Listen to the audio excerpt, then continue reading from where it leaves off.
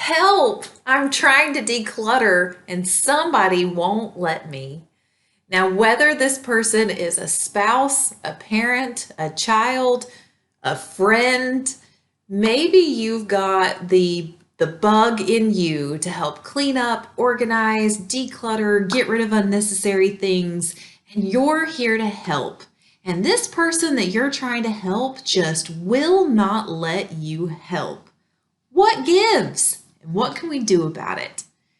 Well, I think that this is a really great topic for conversation this week because I did have something like this come up with a friend recently. She contacted me and said, "My dad is driving me up the wall.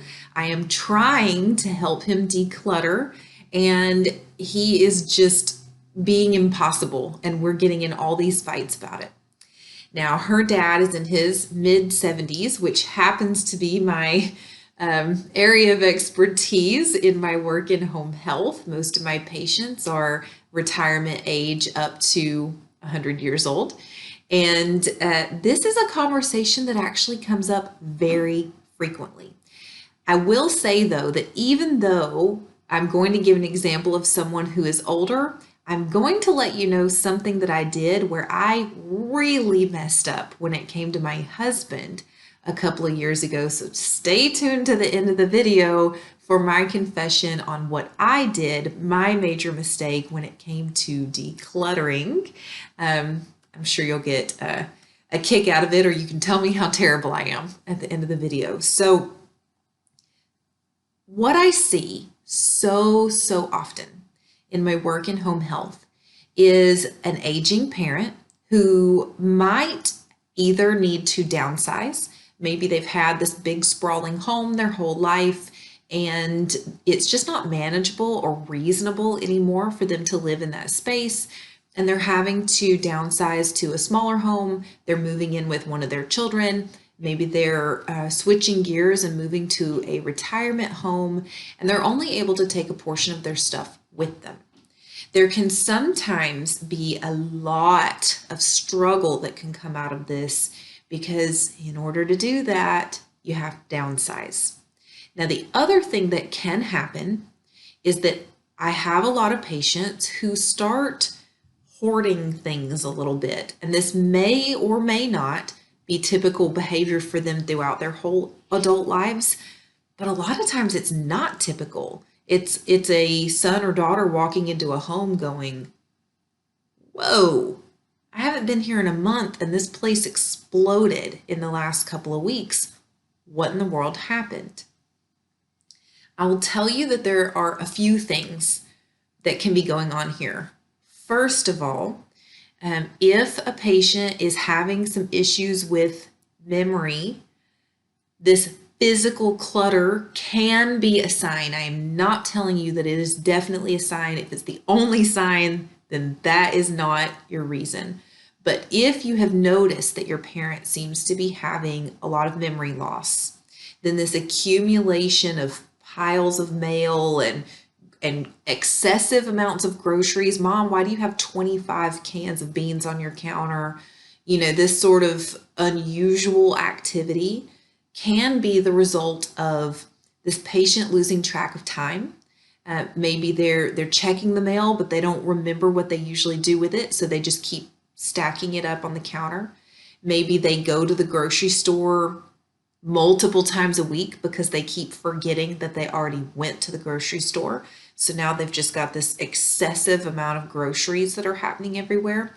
So if the clutter seems to be where the person is going, "I don't really know how that got there. I don't remember buying all of that. I don't really know why that mail is sitting right there," and they really can't answer where it all came from, you might need to look a little further into whether or not they're having issues with their memory, whether or not that might be something you need to pursue further. That is way outside the scope of this video, so we're going to move on, but I feel like I need to make sure and bring that up just in case.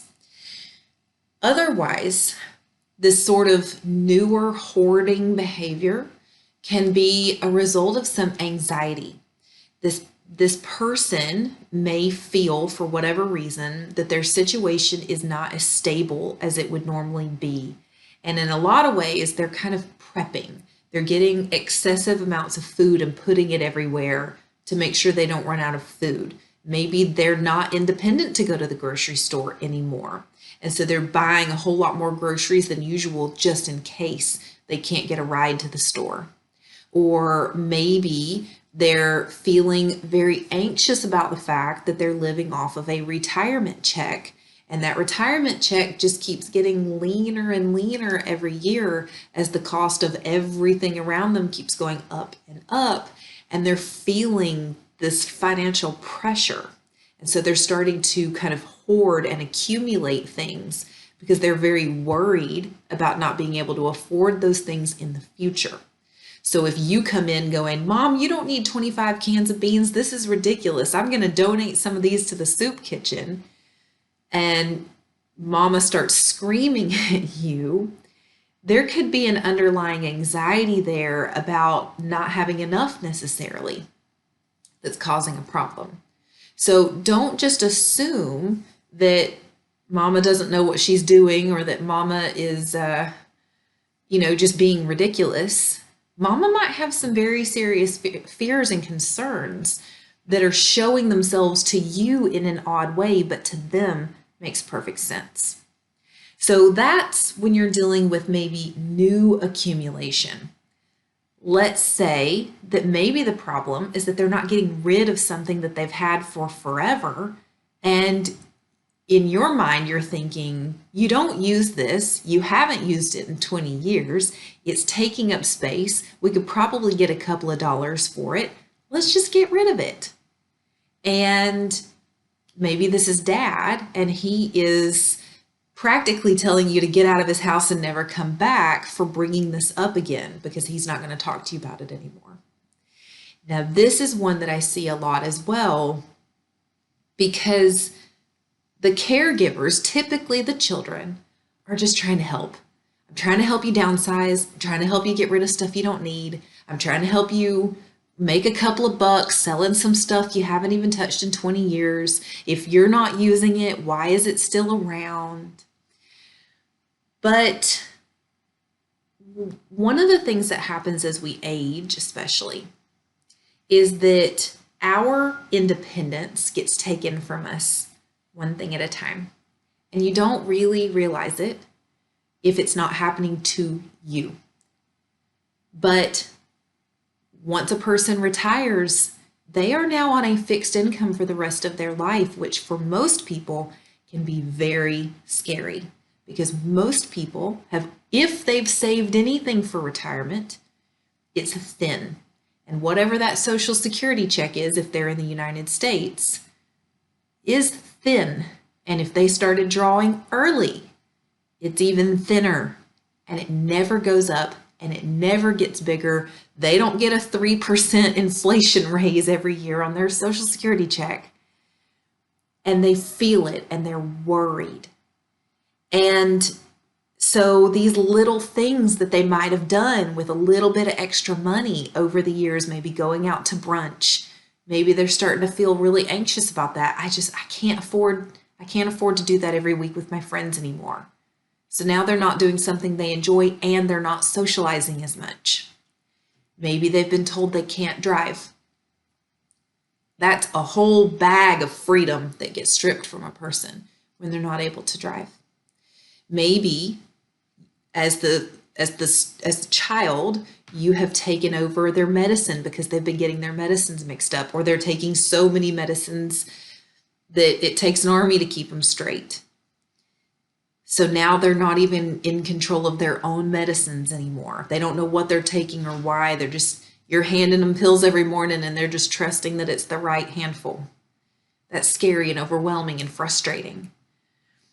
So it's these little things. They lose their job. If they were working their whole life, a lot of times they feel a little bit useless, a little bit like a burden, a little bit lost. Not always and not immediately. At 65, you're like, party, I'm free, I'm done, no more working for me. It's the good life from here on out. At 75, you might start to feel like, so we're just doing this day again, right? Okay. That Groundhog movie sure did have it nailed, didn't it?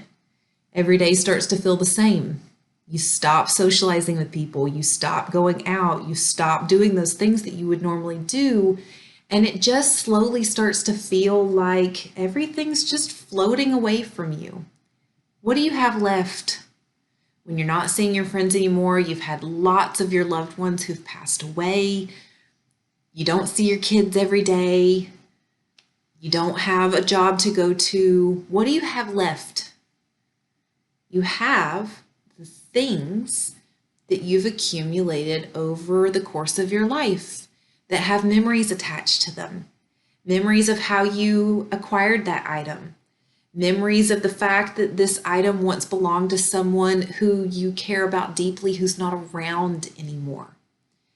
Memories about experiences that maybe brought that item. Mom, what are you doing with this teaspoon collection?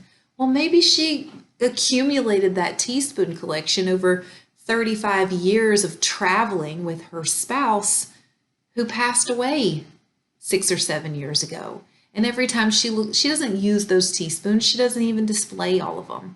But just having them near her makes her feel a little closer to her husband and all those memories that they created together, all the planning, all the traveling, all the crazy stories where things went a little sideways. Those teaspoons hold memories in them. You know, Dad, what are you doing with that tractor? You haven't been able to mow the yard in 5 years.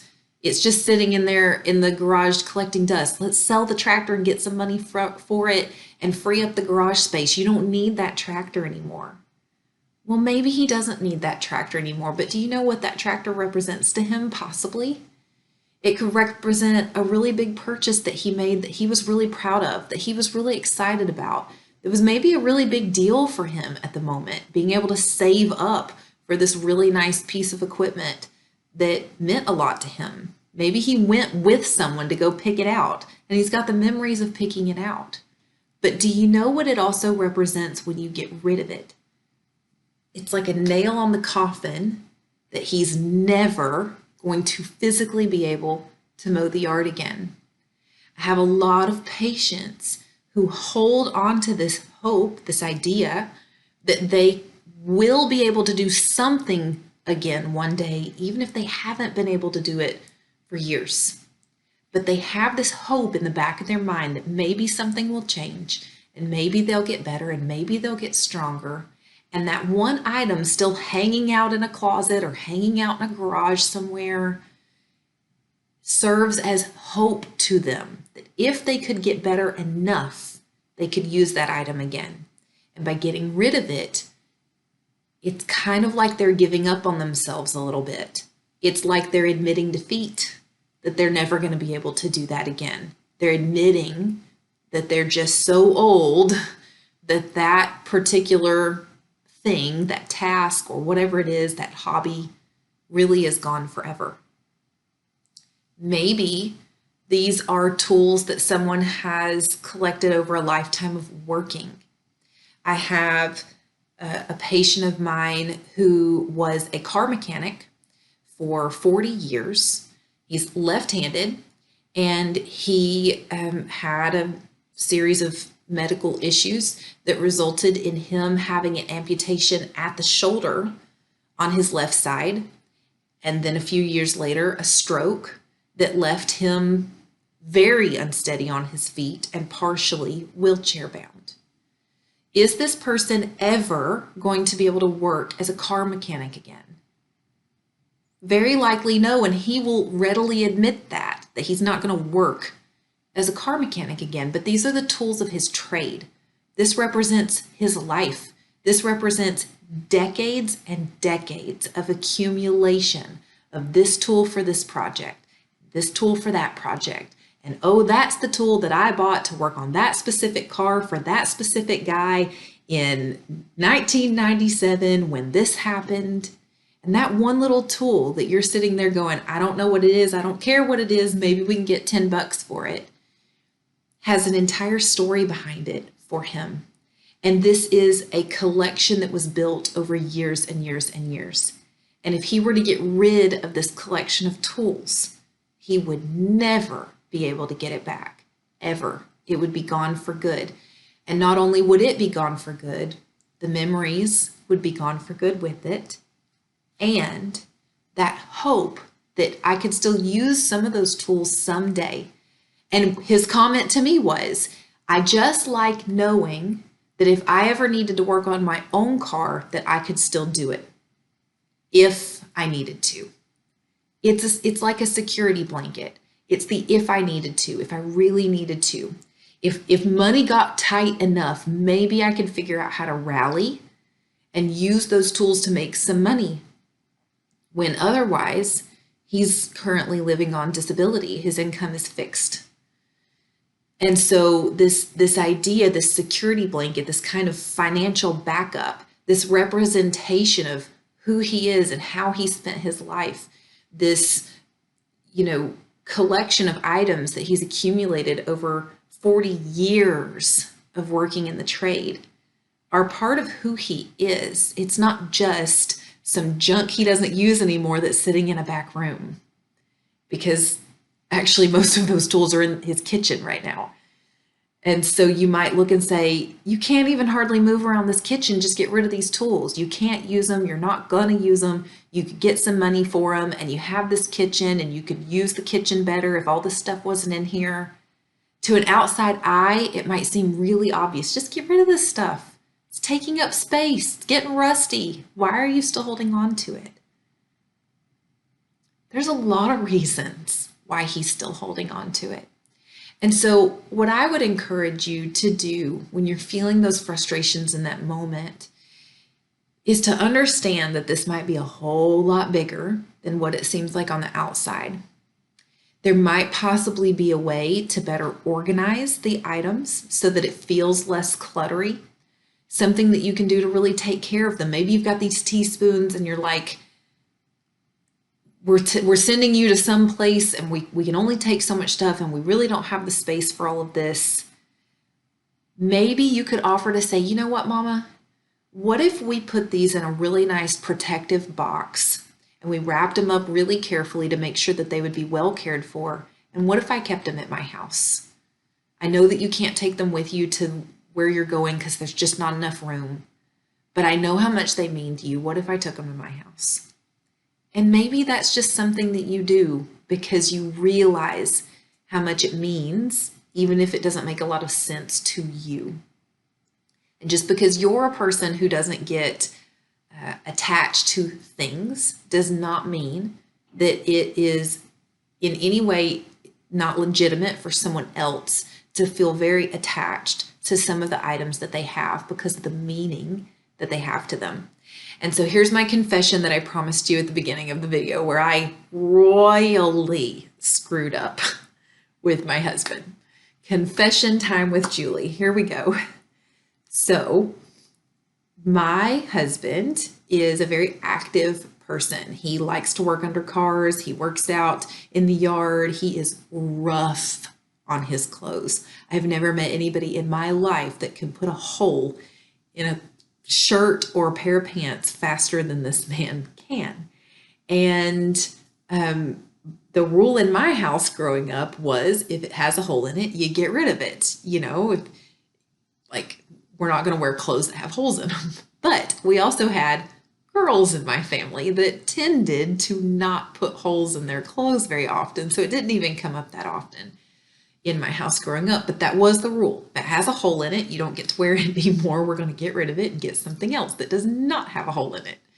So my husband had accumulated a lot of these tattered up t-shirts. And we, at this point in time, lived in a tiny little townhome that had like no storage. And I was getting very, very irritated that we had this never-ending collection of ratty t-shirts. And I was very frustrated that they weren't being taken care of. I'm a declutterer. I'm quick to throw things away before I'm even done using them. And I kept saying to him, can you do something with these shirts? Can you do something with these shirts? On and on for months and months. Can you please do something with these? And nothing was happening with them. And one day, in a fit of frustration, I was like, you know what I'm going to do? I'm just going to get rid of them. He'll never notice. He'll never notice. This stuff's just hanging out in a drawer he never even opens. It's ridiculous. It's taking up space. We need that drawer for other stuff. These shirts are not wearable. They're full of holes. This is so dumb. I'm just going to get rid of them. And I did. And a couple of days later, he came up to me and said, Julie, where are all my t-shirts that you're usually in that drawer? And I very triumphantly said, I got rid of them because I've been telling you to get rid of them and you wouldn't get rid of them. So I got rid of them. And he got really, really quiet because my husband is that strong, silent type. And when he gets really mad, he just shuts down. And he got really, really quiet. And I was like, what? What's wrong? What's, I don't get it. It's a bunch of t-shirts with holes in them. What are you so upset about? What's the problem? Remember that thing that I just said a few minutes ago where I don't get attached to stuff?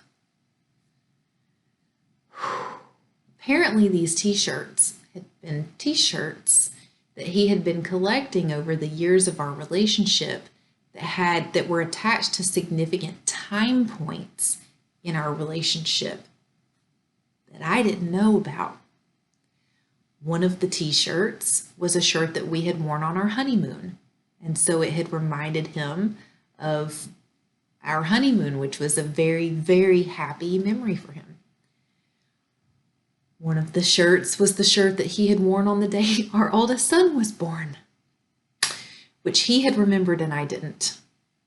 And he was saving that shirt because it had meant so much to him. Because again, this was one of the happiest days of his life.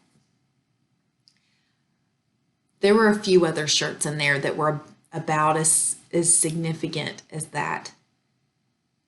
And to me, they were just a bunch of shirts with holes in them that were just taking up space that could have been better used for another reason.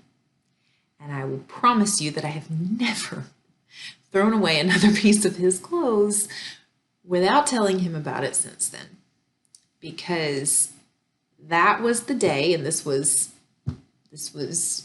10 years ago, that I realized that just because an item does not have significance to me does not mean that it is not incredibly significant to someone else. And that I need to be very mindful of the fact someone else might have a deep sentimental attachment to something that I'll never know about if I don't ask.